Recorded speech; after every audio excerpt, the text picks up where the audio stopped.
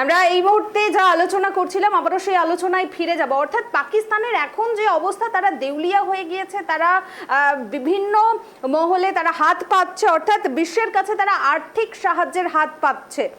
তারা হাত পাচ্ছে আরব দেশগুলো ও সৌদি আরব, সংযুক্ত আরব আমিরাত, কাতারের মতো দেশগুলোর কাছে তারা হাত পাচ্ছে। অর্থাৎ তারা ঋণ চাইছে এবং বিনিয়োগের আবেদন করা হচ্ছে। অর্থাৎ একদিনের এই ঘাত প্রত্যাঘাতেই তাদের এইরকম খারাপ পরিস্থিতি যে তাদের হাত পাততে হচ্ছে বিশ্বের কাছে। এবং এই যে পাকিস্তানের দীর্ঘদিনের চীন এতদিন ধরে তাদেরকে ঋণ দিয়ে এসেছে, এখন কিন্তু ঋণ দেওয়ার ক্ষেত্রে চীনও কিন্তু বিভিন্ন শর্ত জুড়ে দিতে চাইছে, কারণ পাকিস্তান সময় মতো এতদিন ধরে ঋণ পরিশোধ করতে পারেনি। আর এই কারণেই কিন্তু এখন বিশ্বের কাছে তারা হাত পাচ্ছেন এবং মুসলিম কান্ট্রিগুলো যেগুলো রয়েছে তাদের কাছে মূলত তারা হাত পাচ্ছেন, কিন্তু তারা এই ঋণ পাবেন না, কারণ এতদিন ধরে যেই ঋণ তারা নিয়ে রেখেছেন সেই ঋণগুলোই কিন্তু তারা পরিশোধ করতে পারছেন না সময় মতো। এবং দেউলিয়া হওয়ার ঝুঁকি কেন রয়েছে খুব শীঘ্রই পাকিস্তানের, সে বিষয়ে আপনাদের জানিয়ে রাখবো যে পাকিস্তানের বৈদেশিক দেনা ও বার্ষিক ঋণ পরিশোধের পরিমাণ তাদের রপ্তানি আয় ও রাজস্ব আয় দিয়ে সামলানো যাচ্ছে না। রুপি ক্রমাগত দুর্বল হয়ে যাচ্ছে, আমদানি ব্যয় বাড়ছে এবং রাজনৈতিক অস্থিরতা ও দুর্নীতি বিনিয়োগ নিরুৎসাহিত করছে। একেবারে তাই, আজ ঠিক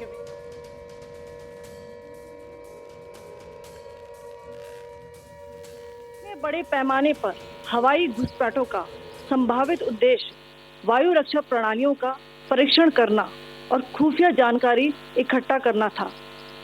ड्रोन के मलबे की फोरेंसिक जांच की जा रही है। प्रारंभिक रिपोर्ट्स से पता चलता है कि वे तुर्की के असीस गार्ड सोंगर ड्रोन्स हैं। इसके उपरांत रात में पाकिस्तान के एक सशस्त्र यूएवी ने भटिंडा सैन्य स्टेशन को निशाना बनाने की कोशिश भी की, जिसे पकड़ा गया और उसे निष्क्रिय कर दिया गया। पाकिस्तानी हमले के जवाब में पाकिस्तान में 4 हवाई रक्षा स्थलों पर सशस्त्र ड्रोन्स लॉन्च किए गए।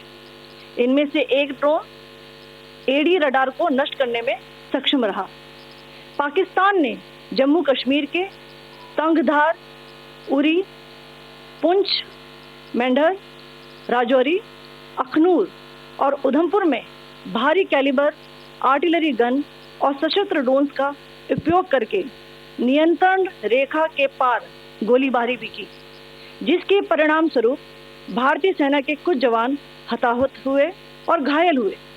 भारतीय जवाबी कार्रवाई में पाकिस्तानी सेना को भी बड़ा नुकसान पहुंचाया गया। इसके अलावा पाकिस्तान का गैर जिम्मेदाराना व्यवहार फिर से सामने आया। 7 मई 2025 को रात 8:30 बजे एक असफल अकारण ड्रोन और मिसाइल हमला करने के बावजूद पाकिस्तान ने अपना नागरिक हवाई क्षेत्र बंद नहीं किया। पाकिस्तान अपने नागरिक विमानों को ढाल के रूप में इस्तेमाल कर रहा है, जबकि उसे अच्छी तरह से पता है कि भारत पर उसके हमले से हवाई रक्षा की तीव्र प्रतिक्रिया होगी। ये भारत और पाकिस्तान के बीच अंतर्राष्ट्रीय सीमा के पास उड़ान भरने वाले अंतर्राष्ट्रीय उड़ानों सहित नागरिक विमानों के लिए सुरक्षित नहीं है। यहाँ स्क्रीन शॉट में पंजाब सेक्टर में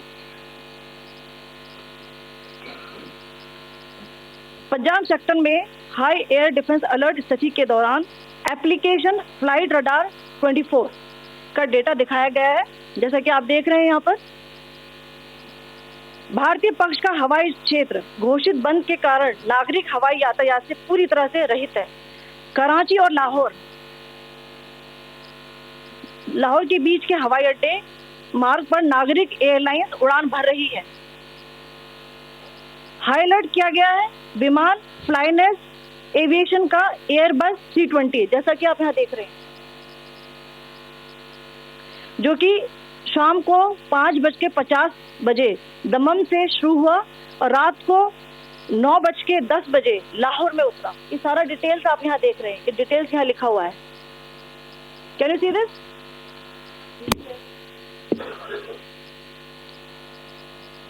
भारतीय वायुसेना ने अपनी प्रतिक्रिया में काफी संयम दिखाया और इस प्रकार अंतर्राष्ट्रीय नागरिक विमान सेवा की सुरक्षा सुनिश्चित की। धन्यवाद। जय Hind.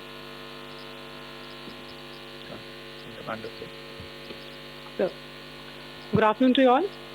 On the intervening night of 8th 9th May 2025, Pakistan military carry out multiple violations of Indian airspace along the entire western border with an intent to target military infrastructure. Pakistan military also resorted to firing of heavy caliber weapons along the line of control.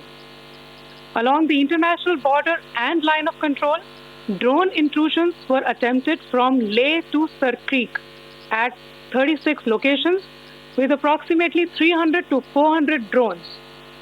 Indian Armed Forces brought down a number of these drones using kinetic and non-kinetic means. The possible purpose of these large-scale aerial intrusions were to test the AD systems and gather intelligence. Forensic examination of the drone debris is being undertaken.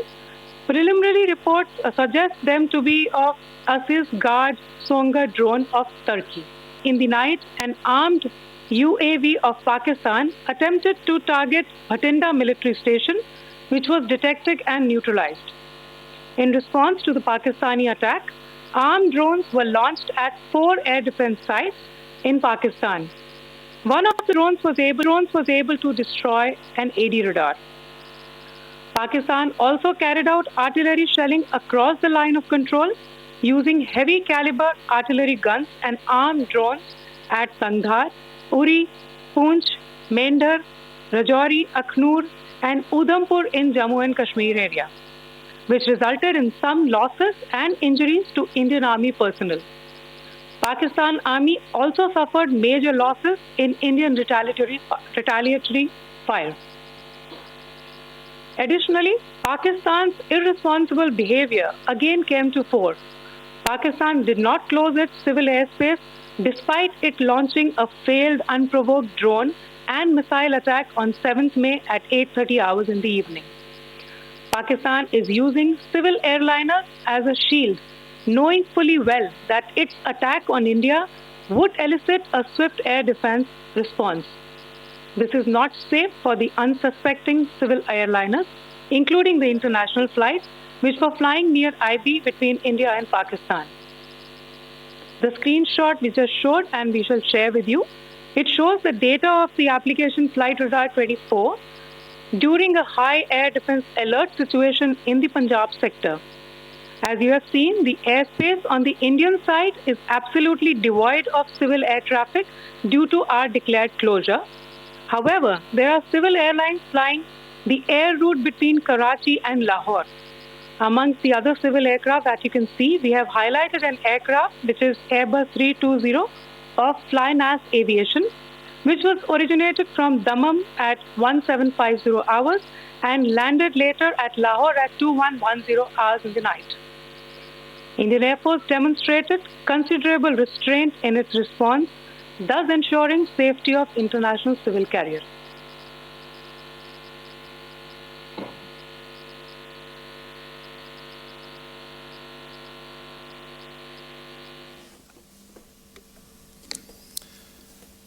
Thank you, Colonel Qureshi, Wing Commander Singh. I have just a few points to share in addition. कल रात की पाकिस्तानी सेना की कायरतापूर्ण गतिविधियों से आपको colonel Qureshi और विंग कमांडर सिंह ने पहले ही अवगत करा दिया गया है. These provocative and escalatory actions that were taken by Pakistan last night were targeted at Indian cities and civilian infrastructure, in addition to some military targets. The Indian Armed Forces responded proportionately, adequately and responsibly. ये जो हमले हुए कल रात को भारतीय सैन्य इकाइयों ने पर्याप्त रूप से और एक जिम्मेदाराना रुख अपनाते हुए इन हरकतों का उत्तर दिया. What I want to underline is that the official and blatantly farcical denial of these attacks that Pakistan carried out by the Pakistani state machinery is yet another example of their duplicity and the new depths that they are plumbing in their quest for disinformation. The other point in the same vein is Pakistani claims that they did not target or attack any religious places. You would recall that yesterday I shared with you an incident related to the attack on a Gurdwara in Punch. Instead of owning up to these attacks, Pakistan made the preposterous and outrageous claim that it was the Indian Armed Forces and the Indian Air Force that was targeting cities like Amritsar and trying to put the blame on Pakistan. This is nothing but a desperate attempt by Pakistan to disown its acts of aggression, but it is also true to type in its effort to deceive and mislead the world. It will not succeed. The Gurdwara in Punch in particular was attacked by Pakistan, and some local members of the Sikh community, including a Ragi of the Gurdwara, lost their lives in this incident, as I shared yesterday. TV पर आप इस हमले के चित्र देख सकते हैं. In addition, that we would attack our own cities is the kind of deranged fantasy that only the Pakistani state can come up with. Perhaps they do it because they are well versed in such action, as their history would show. The last point I wanted to make this evening is again this disinformation that is coming from Pakistan about India targeting the Nankana Sahib Gurdwara through a drone attack. This is again yet another blatant lie and part of Pakistan's disinformation campaign. As we saw in the Pahalgam attack, Pakistan is again trying desperately to impart a communal hue to the situation with an intention to create discord. Again, we are not surprised. India's steadfast unity in itself is a challenge to Pakistan. Let me stop there. I have time for a few questions and be happy to try and answer them. First, I call Siddhant. Siddhant, please. Hi, sir. Siddhant from Beyond. So this way. Siddhant, behind, please. The other Siddhant. Yes. Hi, sir. I'm Siddhant from CNN News 18. Sir, I only want to know from you the status of Kartarpur corridor. Is it open or not? You can. I think you're all aware of the situation along the entire India-Pakistan border and the areas around the line of control. In view of the existing security scenario, the services of the Kartarpur Sahib corridor have been suspended till further directions. We'll update you as and when there is a change in the situation. You have a question here, Rishabh? So, good evening, Rishabh from Times Now. So, you spoke about religious places being hit in Jammu. There's another religious place which is Carmelite Nun church that has been hit. What do you have to say about it? If you can explain it? Yeah, actually, we do have some information about this extremely regrettable and condemnable incident. During heavy shelling across the line of control in the early morning of 7th May, a shell fired from Pakistan landed just behind the Christ School run by the Carmelites of Mary Immaculate congregation in Punch. Tragically, the shell fired from Pakistan hit the home of 2 students of the Christ School. Both students unfortunately lost their lives and their parents were severely injured. Another Pakistani shell struck a Christian convent of nuns belonging to the congregation of the Mother of Carmel, damaging water tanks and destroying solar panel infrastructure. Several priests, nuns, school staff and local residents took refuge in an underground hall beneath the Christ School during the shelling by Pakistan. The school happened to be closed at the time, fortunately. Otherwise, more losses would have occurred. Again, we have seen the Pakistani side targeting and shelling places of worship with a particular design. This includes gurdwaras, these convents and temples. This is a new low even for Pakistan.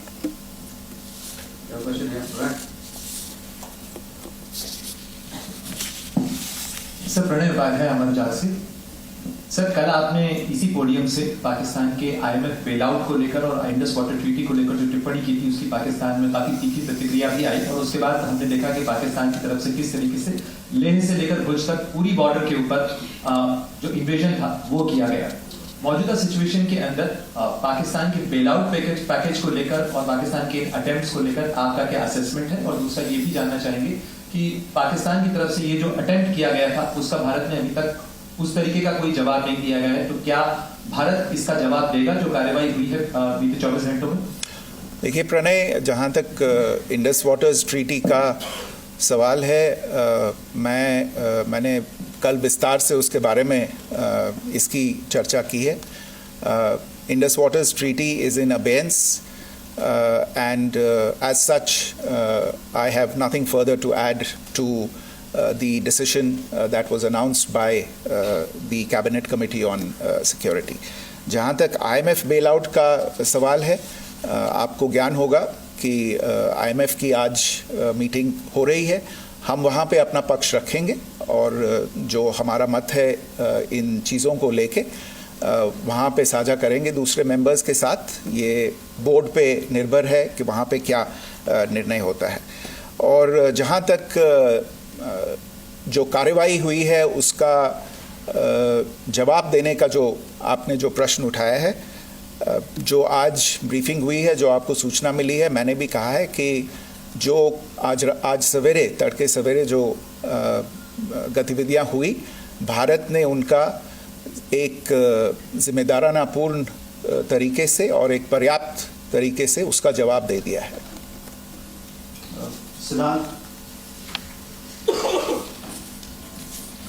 Hi sir, Siddhant from Beyond. Sir, the External Affairs Minister has spoken to many of his counterparts around the world. Yesterday he spoke to the US Secretary of State Marco Rubio. So what were the key areas of conversations during that call? Yes, the minister had a conversation with the US Secretary of State. As you can imagine, the focus of discussion was the terrorist attack in Pahalgam and the response that India mounted after that on the 7th of May.